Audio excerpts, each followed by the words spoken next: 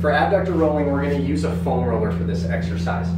We are going to begin by laying on our stomachs with the leg we're trying to work out to the side. Here, you're going to place that foam roller between the ground and your thigh, and we're going to slowly work from the knee up towards the groin. Repeat the process 3 to 5 times, and then switch to the other leg if desirable.